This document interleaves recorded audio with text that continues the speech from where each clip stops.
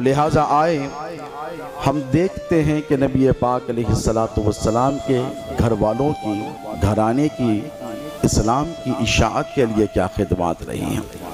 انہی میں ایک سب سے نمایاں نام 6 صدی ہجری میں حضور سیدنا شیخ عبدالقادر جیلانی رضی اللہ تعالی عنہ کا آتا ہے۔ دیکھیں آج انفارمیشن کا دور ہے اور بدعقیدگی بہت پھیلتی جا رہی ہے، تو میں اپنی ٹاپک کو بالکل 20 منٹ میں، آپ کی سماعتیں میرے ساتھ رہیں تو ڈیوائیڈ کر کے 10-10 منٹ میں آپ کو سمجھانے کی کوشش کروں گا کہ ایک ہے روحانی نظام جسے ہم انٹرنل نظام کہتے ہیں، اور ایک ہے ظاہری نظام۔ اور یاد رکھیں کہ یہ جو حضرت انسان کا جسم ہے یہ سڑ گل جانے والا، ختم ہو جانے والا ہے۔ رہ جانے والی جو چیز ہے روح، کیا ہے؟ جس کے بارے میں اللہ نے قرآن میں فرمایا قُلِ الرُّوحُ مِنْ أَمْرِ رَبِّكَ، کہ محبوب کہہ دیجئے کہ یہ اللہ کے حکم سے ہے، اور یہ جب سدھر جاتی ہے، اس میں حسن پیدا ہوتا ہے تو یہ اللہ کا قرب حاصل کرتی ہے، اور یہ ختم ہونے والی نہیں، اعلیٰ علیین میں رہتی ہے۔ جو مومنین کی روحیں ہیں وہ جنت میں رہتی ہیں، اور جو کفار مشرکین نافرمانوں کی ہے وہ قید و بند میں بند کر دی جاتی ہے۔ تو اس کانسیپٹ کو سمجھنے کے لیے سب سے امپورٹنٹ ہے کہ اولیاء اللہ، جن میں سب سے نمایاں نام سیدنا شیخ عبدالقادر جیلانی کا آتا ہے۔ اولیاء بہت ہوئے، سرکار پیران پیر غوث اعظم دستگیر خود ارشاد فرماتے ہیں افل الشموس الاولین وشمسنا ابداً علی فلک الاولیٰ لا تغرب، کہ مجھ سے پہلے کے لوگوں کے سورج آئے اور ڈوب گئے، لیکن عبدالقادر جیلانی کا سورج صبح قیامت تک طلوع رہے گا، غروب نہیں ہوگا۔ اس کا مطلب کیا ہے؟ اس کے دو پرسپیکٹیو ہیں، ایک ظاہری ہے، ایک باطنی۔ باطنی سمجھنے کے لیے خانقاہ کو آنا پڑے گا، کیونکہ یہاں پر ملٹی کلچرل، ملٹی عقیدہ لوگ آتے ہیں، تو میں آپ کو ظاہری کانسیپٹ بتانے کی کوشش کروں گا۔ اور ظاہری کیا ہے؟ غوث اعظم نے فرمایا کہ میرا سورج نہیں ڈوبے گا، اس کا مطلب کیا ہے؟ اکثر لوگوں کو یہ مغالطہ ہو جاتا ہے کہ اولیاء اللہ کے جو آستانے ہوتے ہیں، جہاں پر ان کی مزار اقدس واقع ہوتی ہے، وہاں پر صرف رسوم، رسم و رواج کے طریقے رائج ہوتے ہیں، اس کے علاوہ کچھ نہیں ملتا۔ نہیں دوستو، سلسلہ قادریہ کی میں پرٹیکولرلی بات کر آپ کو بتاؤں گا کہ حضور سیدنا شیخ عبدالقادر جیلانی نے فرمایا کہ میرا سورج کبھی غروب نہیں ہوگا۔ اس کا مطلب یہ ہے ظاہری طور پر کہ ان کی تعلیمات کا سلسلہ صبح قیامت تک ختم ہونے والا نہیں ہے۔ ان کے متبعین آئیں گے، ان کے مریدین آئیں گے، ان کے متوسلین آئیں گے، ان کو فالو کرنے والے آئیں گے، اور یہ سلسلہ صبح قیامت تک چلتا رہے گا۔ عمومی طور پر دیکھا جائے تو حضور پیران پیر شیخ عبدالقادر جیلانی بغداد کی سرزمین پر جیلان سے تشریف لے کر آتے ہیں۔ والد کی طرف سے حسنی ہے، والدہ کی طرف سے حسینی ہے، اور ہر طرف سے آپ کی بشارتوں کا سلسلہ جاری ہے۔ آپ سے پہلے آنے والے بزرگوں نے آپ کے بارے میں خوشخبریاں سنائی ہیں، جس طرح تمام پیغمبروں نے ہمارے اور آپ کے نبی کی آمد کی خوشخبریاں سنائی تھی، ٹھیک اسی طرح تمام اولیاء نے جناب شیخ عبدالقادر جیلانی رضی اللہ تعالی عنہ کی آمد کی خوشخبریاں سنائی ہے۔ اسی لیے کہ یہ بہت اسپیشل ہیں، اور ایسے دور میں آنے والے ہیں جب اسلام کو سب سے زیادہ مدد اور خدمت کی حاجت اور ضرورت پیش آنے والی تھی۔ حضور غوث اعظم جس وقت تشریف لائے، آج ہمارے پاس صدیاں گزر جانے کے بعد کتنے فرقے نظر آئیں گے؟ آپ انگلیوں پر گن سکتے ہیں، 10 20 25 30 40 72 ہوں گے، 73 ہوں گے۔ حضور نے فرمایا کلہم فی النار الا واحدہ۔ یہ الگ ٹاپک ہے، لیکن جب غوث پاک اس دنیا میں تشریف لے کر آئے سیدنا شیخ عبدالقادر جیلانی، تو 10 20 30 40 نہیں، 20 فرقے بنے ہوئے تھے۔ ایک ایک فرقے کی کئی شاخیں نکل گئی تھی۔ اسلام ڈیوائیڈ ہو گیا تھا، ایک دو گروپ میں نہیں بلکہ ہنڈریڈز آف گروپس میں اسلام کے ڈیویژنز ہو گئے تھے، اور مسلمانوں میں اس قدر اختلافات تھے کہ آپ نے دیکھا کہ آج کل ارطغرل غازی کی سیریز چل رہی ہے۔ منگولوں کے بارے میں آپ کو پتا ہوگا کہ روئے زمین پر یہود و نصارہ بھی شرما جائیں، جس قدر ظلم منگولوں نے مسلمانوں پر کیا ہے کسی نے نہیں کیا۔ منگول قوم نے مسلمانوں پر جتنا ظلم کیا، ہلاکو خان جب بغداد پر چڑھائی کر آیا، جب چڑھائی کی اس نے تو پرندہ اڑا شہر کے ایک کونے سے، دیکھیں آپ دیکھیں تباہی اور بربادی کتنی تھی، ایک کونے سے پرندہ اڑا اور اڑتا رہا، تھک گیا، گر گیا، اور جہاں سے شروع کیا تھا وہاں سے مسلمانوں کی لاشوں کا انبار تھا، اور جہاں تھک کر گر گیا وہاں پر بھی لاشوں کا انبار تھا۔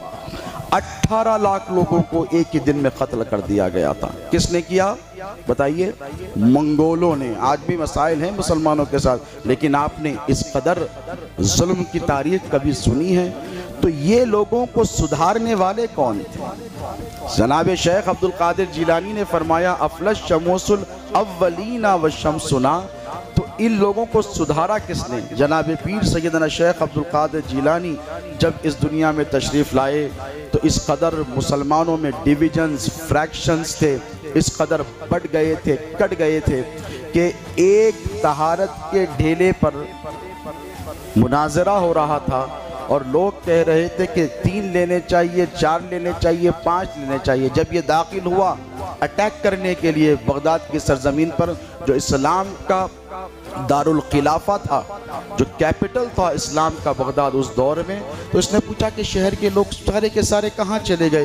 تو پتہ چلا کہ مناظرہ ہو رہا ہے، آج بھی ہو رہے ہیں اختلافات مسلمانوں کے درمیان۔ تو پوچھا کاہے چیز کا؟ تو کہا طہارت کے ڈھیلے کتنے لینے چاہیے؟ تو اس نے کہا کہ اس قوم کا کچھ نہیں کیا جا سکتا، انہیں تو برباد ہی کیا جانا چاہیے۔ اس نے چڑھائی کی، لاکھوں لوگوں کو قتل کر دیا۔ تو ایسے ماحول میں حضور پیران پیر شیخ عبد القادر جیلانی تشریف لے کر آئے۔ ایک طرف ظاہری علوم پر توجہ فرمائی تو مسلمانوں کے ظاہر کو نکھار دیا، سوار دیا، خوبصورت بنا دیا، اور جب باطن پر نگاہ ڈالی تو ایک نظر سے چور کو ولایت کے درجے پر فائز فرما دیا۔ یہ باطنی نظام تھا۔ انشاءاللہ باطنی نظام پر بھی گفتگو رہے گی۔ آئندہ جمعہ ہم باطنی نظام پر سلسلہ قادریہ کے گفتگو کریں گے۔ اب جناب پیر سیدنا شیخ عبد القادر جیلانی جب مدرسہ عالیہ قادریہ کے بانی بن کر، آج بھی وہ مدرسہ 900 برس گزر گئے ہیں موجود ہے، جب تشریف فرما ہوئے تو الف زبر آ با زبر با نہیں پڑھایا گیا۔ آج کل جو مدرسوں میں کنسپشنل طریقہ بتایا گیا ہے، جو آرتھوڈکس ٹیچنگ کا طریقہ ہے، خود ہمارے انسٹیٹیوٹ میں تجوید کے قاعدے، اس کے علاوہ کچھ نہیں۔ حضور پیران پیر غوث اعظم دستگیر نے طلباء میں، اسٹوڈنٹس میں اس دور کی ایک نئی روح پھونکی، وہ روح جو صحابہ میں پائی جاتی تھی، وہ ہمت، وہ جذبہ جو اہل بیت اطہار میں پایا جاتا تھا، جو حسنین کریمین کے کردار سے نظر آتا تھا، وہ روح جناب پیر سیدنا شیخ عبد القادر جیلانی غوث اعظم محبوب سبحانی نے اپنے مدرسے کے طلباء میں پھونکی، اور اس کا نتیجہ یہ ہوا کہ آج برسوں سے، صدیوں سے ہم بیت المقدس کے لیے رو رہے ہیں۔ فلسطین پر ہونے والے مظالم آپ کی نگاہوں کے سامنے ہیں۔ ہر مسجد میں بشمول مکہ المکرمہ کے حرم مبارک میں مسجد نبوی کا امام آج بھی خطبہ پڑھیں، بازیابی بیت المقدس کے لیے دعا کرتے ہیں کہ نہیں؟ بازیابی بیت المقدس کے لیے آل سعود دعا کرتے ہیں، آل نجد دعا کرتے ہیں، تمام علماء دعا کرتے ہیں، لیکن اس دعا کا صرف کرنا کافی نہیں ہوگا دوستو۔ جناب پیر سیدنا شیخ عبد القادر جیلانی کی ظاہری خدمات دیکھیں کہ جب بیت المقدس عیسائیوں کے قبضے میں چلا گیا، مسلمانوں کا قبلہ اول ہے، وہ قبلہ جس طرف میرے اور آپ کے نبی رخ کر کر نماز پڑھا کرتے تھے، جس کی مسجد کی زیارت کو قصداً ارادتاً جانے پر میرے نبی نے ثواب کا مستحق آپ کو فرمایا ہے، وہ قبلہ مسلمانوں سے چھن گیا تھا، مسلمانوں پر ظلم، زیادتی اور بربادی کی جا رہی تھی۔ ایسی صورتحال میں جناب پیر غوث اعظم دستگیر نے اپنے مدرسے میں ایسے طلباء کو پیدا کیا، صلاح الدین ایوبی جن کا نام آتا ہے، جنہوں نے 6 صدی ہجری میں تنہا وہ کون تھے؟ غوث اعظم کے مرید تھے، پیران پیر کے غلام تھے، پیران پیر کے مدرسے کے طالب علم اور اسٹوڈنٹ تھے۔ ہزاروں کی فوج لے کر اکیلے نکلے اور بڑھ گئے اور بیت المقدس کو فتح کر لیا، صدیوں تک مسلمانوں کے قبضے و اختیار میں رہا۔ یہ ہے سلسلہ قادریہ کی خدمات۔ لوگ سمجھتے ہیں کہ خانقاہ والے اولیاء اللہ کوئی خدمت نہیں کرتے، تو ظاہری پرسپیکٹو سے اگر دیکھا جائے تو سلسلہ قادریہ کی جو اولیاء اللہ کی خدمات ہیں یہ انپیرلل ہیں. کوئی آرگنائزیشن، کوئی جماعت ان اللہ والوں کی خدمات کا مقابلہ نہیں کر سکتی. ہندوستان میں اسلام آیا، سب جانتے ہیں، آنا الگ چیز ہے، غالب ہو جانا الگ چیز ہے. امریکہ میں بھی آیا لیکن اب تک غلبہ نہیں، یورپ میں بھی آیا، اسپین کے سوا غلبہ نہیں، لیکن ہندوستان پر 700 سال مسلمانوں نے حکومت کی. پتہ ہے کس کا فیض کرم تھا؟ یہ اللہ والوں کا فیض کرم تھا، دنیا والوں کا نہیں. لوگوں کو یہاں پر مغالطہ یہ ہو جاتا ہے، لوگ یہ سمجھتے ہیں کہ اولیاء اللہ اولیاء اللہ. ہم نے کہا بھائی آپ کو اولیاء اللہ سے انقباض ہے یا پھر اللہ سے؟ جب بات کی جاتی ہے اولیاء اللہ کی تو ہم ان بندوں کو اللہ کی طرف منسوب کرتے ہیں. یہاں پہ شرک و بدعت اور خرافات کی بات کہاں سے آ گئی ہے کہ نہیں؟